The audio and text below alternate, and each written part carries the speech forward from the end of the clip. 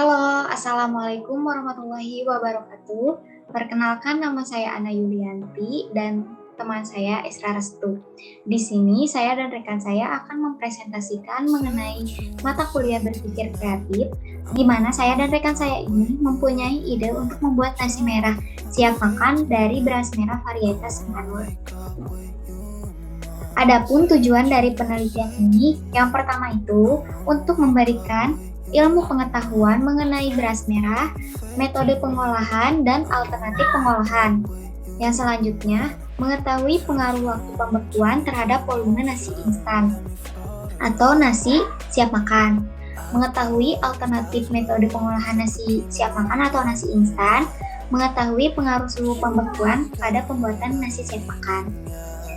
Yang selanjutnya ada manfaat dari penelitian. Manfaatnya itu sebenarnya banyak, yang kita ambil itu hanya beberapa. Yang pertama, memberikan informasi kepada masyarakat mengenai ilmu dan teknologi mengenai beras merah, serta pengolahannya sebagai alternatif dalam memasak nasi. Meningkatkan nilai ekonomis dan nilai gizi, serta pengetahuan konsumen mengenai nasi siap makan. Menghemat waktu dalam menanak nasi dan mengurangi tingkat diabetes karena konsumsi gula dalam nasi putih. Selanjutnya ada rumusan masalah. Rumusan masalahnya itu antara lain bagaimana pengaruh karakteristik beras merah terhadap nasi merah siap makan, bagaimana pengaruh suhu pada pembuatan nasi merah siap makan, bagaimana pengaruh waktu pembekuan dalam pembuatan nasi merah siap makan, dan apa saja alternatif metode pengolahan produk nasi siap makan. Ada tinjauan literatur yang menjadikan kita mempunyai ide dalam pembuatan nasi merah siap makan. Yang pertama itu karakteristik beras merah, di mana beras merah ini umumnya dikonsumsi itu tanpa melalui proses penyosohan, tetapi hanya digiling menjadi beras pecah di mana kulit arinya masih melekat pada endosperm. Oleh sebab itu, beras merah banyak mengandung serat, jadi kaya akan serat. Yang selanjutnya ada kandungan zat gizi makro dan zat gizi mikro dalam beras merah. Nah, beras merah ini kaya akan serat, terutama pada lapisan dan germ dan endospermnya. Nah, selanjutnya ada kandungan fitokimia beras merah. Beras merah ini umumnya merupakan senyawa antioksidan yang larut lemak seperti mengandung fitosterol, tokoferol, dan tokotrienol. Adapun manfaat beras merah.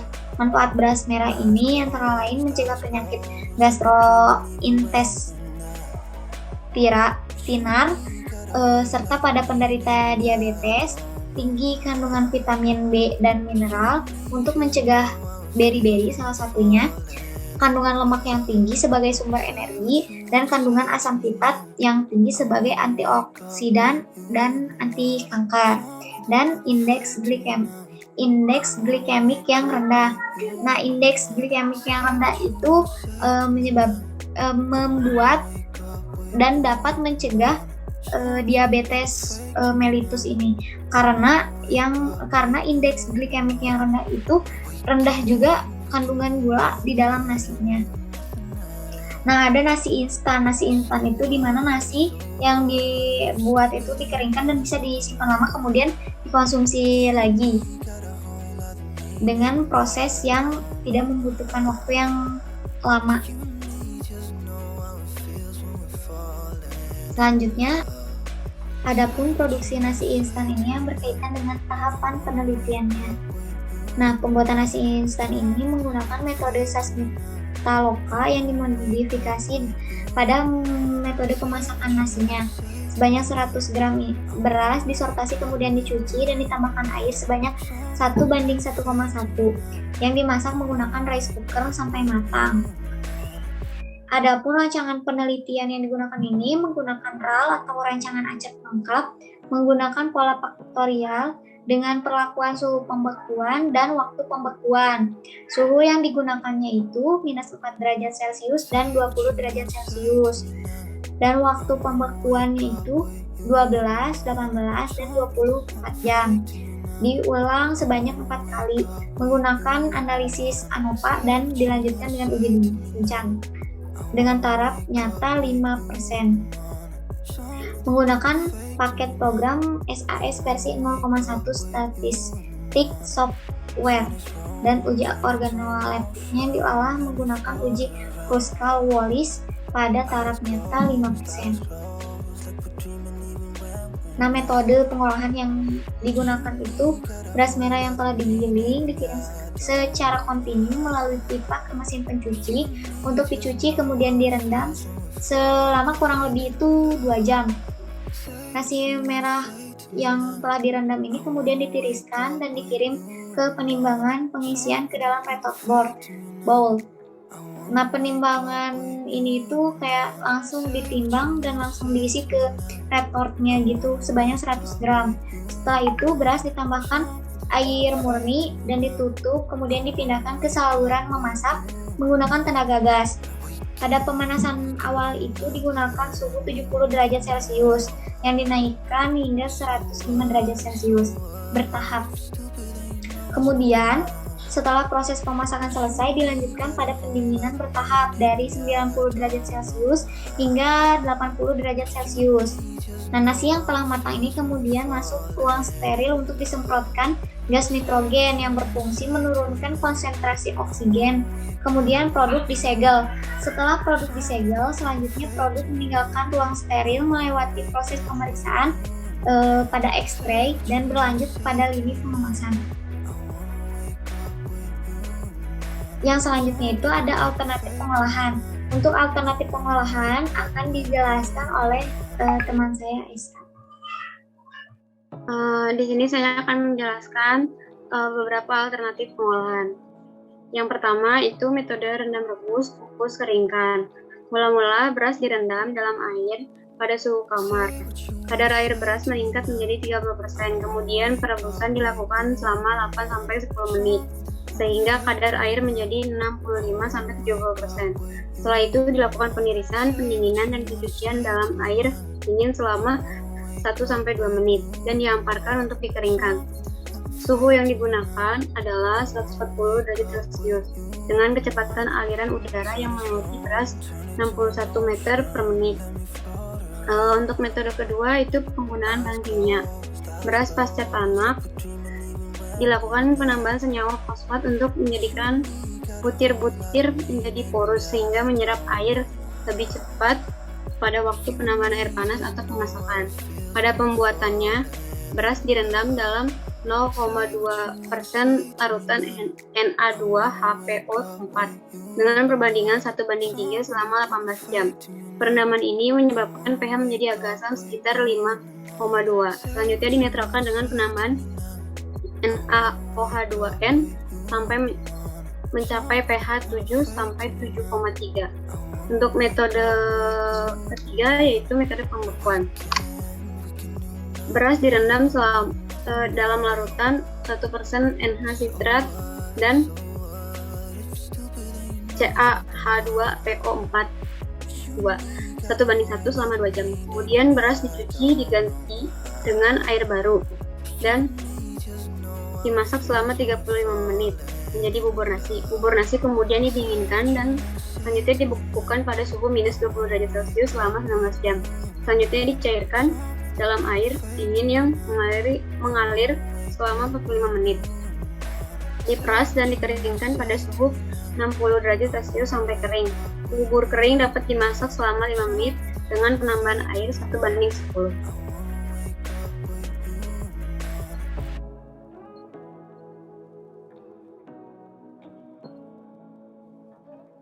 Untuk pengumpulan data sendiri, dari responden sebanyak 100 orang dapat disimpulkan dari hasil penelitian menunjukkan bahwa karakteristik konsumen berdasarkan usia, mayoritas berusia 31 tahun sampai 40 tahun, berdasarkan jenis kelamin, mayoritas berjenis kelamin perempuan, berdasarkan status pernikahan, mayoritas berstatus sudah menikah, berdasarkan tingkat pendidikan, mayoritas berpendidikan sarjana, dan berdasarkan mayoritas pekerjaan sebagai ibu rumah tangga, dan serempak faktor internal atau gaya hidup dan sikap berpengaruh positif dan signifikan terhadap keputusan konsumen membeli beras merah. Untuk pengolahan data sendiri, analisis dilakukan terhadap beras merah, varietas Sitanur yang digunakan sebagai bahan baku dan produk nasi instan yang dihasilkan. Analisis terhadap bahan baku meliputi volume, tekstur, proksimat, daya cerna pati, dan kadar amilosa. Produk nasi yang dihasilkan pada kapasitas 2 kg dikarakteristikan mutu fisiknya, yaitu warna, tekstur, daya serap air, dan volume pengembang.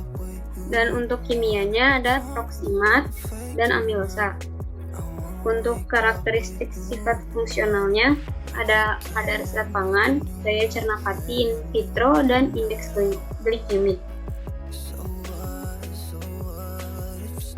Untuk karakteristik beras merah Sitanur memiliki karakteristik yang sesuai dengan literatur, di mana kadar air beras untuk pangan maksimal 10,45%, kadar abu 0,61%, kadar lemak 0,25%, kadar protein 8,05%, kadar karbohidrat 80,63%, kadar amilosa 17,26%, kadar daya cerna pati 76,26%, dan kadar densitas hamba 0,86%. Untuk pengukuran warna sendiri memiliki 3 parameter, yaitu notasi L menyatakan parameter kecerahan yang berwarna hitam putih, notasi A menyatakan warna kromatik campuran merah hijau, dan notasi B menyatakan warna kromatik campuran biru kuning. Berdasarkan data pada tabel tersebut, diketahui nilai L berada pada kisaran 65-66%. Hal ini menunjukkan bahwa bahan baku yang digunakan berwarna kusam dan memiliki nilai A negatif. Hal ini menunjukkan bahwa bahan baku beras memiliki warna mendekati warna hijau, dan nilai B positif yang menandakan beras memiliki warna mendekati warna kuning. Selanjutnya di waktu rehidrasi. Pembekuan pada suhu minus 40 derajat Celcius selama 12 jam menghasilkan waktu rehidrasi 8,01 menit. Pembekuan pada suhu minus 4 derajat Celcius selama 18 jam menghasilkan waktu rehidrasi 5,93 menit. Pembekuan pada suhu minus 4 derajat Celcius selama 24 jam menghasilkan waktu rehidrasi 3,22 menit. Pembekuan pada suhu minus 20 derajat Celcius selama 12 jam menghasilkan waktu rehidrasi 7,71 menit. Pembekuan pada suhu minus 20 derajat Celcius selama 18 jam menghasilkan waktu rehidrasi 3,80 menit. Pembekuan pada suhu minus 20 derajat Celcius selama 24 jam menghasilkan waktu rehidrasi 3,19 menit. Kriteria produk instan yang disampaikan oleh Freud Tong, di mana syarat waktu rehidrasi untuk produk instan adalah maksimal 5 menit, sehingga suhu dan waktu pembekuan yang optimal untuk memproduksi nasi instan adalah pada suhu minus 20 derajat Celcius selama 18 jam dan minus 20 derajat Celcius selama 24 jam serta minus 4 derajat Celcius selama 24 jam. Untuk rendeman sendiri, suhu dan waktu pembekuan berkolerasi terhadap rendeman nasi instan. Semakin rendah suhu dan semakin lama waktu pembekuan dapat menghasilkan rendeman yang semakin tinggi. Oleh karena itu, nasi instan pada perlakuan pembekuan suhu minus 20 derajat Celcius selama 24 jam dapat menghasilkan rendeman yang tertinggi, yaitu 96,80%. Sebaliknya, nasi instan pada perlakuan pembekuan suhu minus 4 derajat Celcius selama 12 jam menghasilkan rendaman terendah, yaitu 85,60%. Untuk daya serap sendiri, semakin besar nilai daya serap air, maka semakin banyak air yang dapat diserap.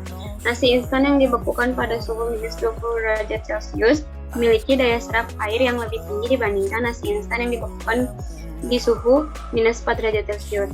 Nasi instan yang dibekukan selama 24 jam memiliki daya serap air yang lebih tinggi. Semakin tinggi daya serap air nasi instan mengakibatkan waktu rehidrasi yang semakin singkat dan volume pengembangan yang semakin besar. Untuk maaf teh masih yang sebelumnya. Nah.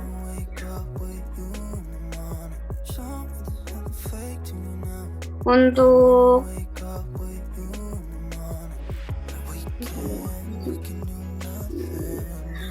volume pengembangannya sendiri itu semakin besar porositas dan daya serap air suatu bahan seperti tabel sebelumnya, maka volume pengembangan juga semakin besar. Nasi instan yang dibekukan pada suhu yang rendah minus 20 derajat Celcius selama waktu yang lama 24 jam dapat menghasilkan volume pengembangan yang lebih tinggi. Pada tabel tersebut bisa dilihat semakin besar volume pengembangan mengakibatkan daya serap air menjadi semakin tinggi dan waktu rehidrasi yang semakin singkat. Untuk karakteristik kimianya sendiri ada kadar abu. Kadar abu nasi instan memiliki kadar abu yang lebih rendah dibandingkan beras tanur yang digunakan sebagai bahan baku. Penurunan kadar abu pada nasi instan dari bahan baku beras tanur terjadi karena proses instanisasi. Kadar abu yang rendah menunjukkan bahwa kandungan mineral dalam bahan tersebut juga rendah.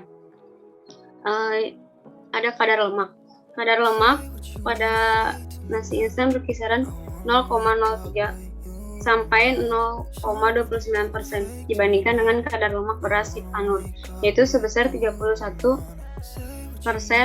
maka nilai ini lebih tinggi dibandingkan yang sebelumnya. Faktor yang mempengaruhi penurunan kadar lemak, karena semakin tinggi suhu yang digunakan, maka kerusakan lemak akan semakin tinggi. Yang ketiga ada kadar protein. Kadar protein nasi tanur itu yaitu sebesar 9,03%, sedangkan kadar protein nasi instan berkisaran 6,64 sampai 8,88%. Maka nilai ini cenderung lebih rendah dikarenakan terjadinya proses denaturisasi protein selama pembekuan. Yang keempat ada kadar air. Kadar air nasi instan berkisar 9 sampai 12,5%. Jika ada naman simpan di mana kadar air tersebut dalam keadaan setimbang dengan kondisi lingkungan normal dengan AW 0,6 sampai 0,7 berdasarkan kurva absorpsi isotermik. Sedangkan nasi instan Sitanur memiliki kadar air 9,85 sampai 12,39%. Maka nasi instan Sitanur telah memenuhi kadar air pada keadaan aman simpan. Yang kelima ada karbohidrat. Karbohidrat terendah adalah 90,28%. Pada perlakuan pembekuan suhu minus 20 derajat Celcius selama 24 jam, sedangkan tertingginya pada perlakuan pembekuan suhu minus 4 derajat Celcius selama 18 jam. Yang keenam ada kadar amilosa. Nasi instan memiliki kadar amilosa berkisar 16,43 sampai 17,62%. Lebih tinggi dibandingkan kadar amilosa beras Sitanur, yaitu 15,92%. Beras yang mengandung amilosa tinggi apabila ditanak akan menghasilkan nasi yang keras dan tekstur yang keras setelah dingin. Sebaliknya, beras dengan kandungan amilosa rendah akan menghasilkan nasi yang bulan dan tekstur lunak. Proses instanisasi dapat meningkatkan kadar amilosa. Yang ketujuh ada daya cerna pati. Produk nasi instan memiliki daya cerna pati berkisar 62,37 sampai 72,66%. Lebih rendah dibandingkan daya cerna pati pada beras Sitanur, yaitu sebesar 76,26%. Proses instanisasi dapat menurunkan daya cerna pati diakibatkan proses pemasakan. Yang kedelapan ada karakteristik sensorik. Konsumen dapat menerima warna, aroma, rasa, tekstur, penampakan, dan penerimaan umum nasi instan yang telah direhidrasi maksimal 5 menit. Konsumen menyukai warna, aroma, dan penampakan nasi instan pada seluruh perlakuan. Akan tetapi, konsumen hanya menyukai rasa dan tekstur nasi instan pada perlakuan pembekuan minus 4 derajat Celcius selama 24 jam dan minus 20 derajat Celcius selama 24 jam. Dan untuk yang karakteristik kimia terakhir yaitu indeks glikemik. Faktor yang mempengaruhi indeks glikemik adalah kadar zat pangan, kadar amilosa dan amilopektin, daya cerna pati, dan cara pengolahannya. Nasi instan Sitanur memiliki indeks glikemik yang tinggi. yang dinyatakan dengan kadar amilosa yang tinggi pada beras dapat memperlambat pencernaan lagi sehingga menyebabkan indeks glikemik menjadi rendah.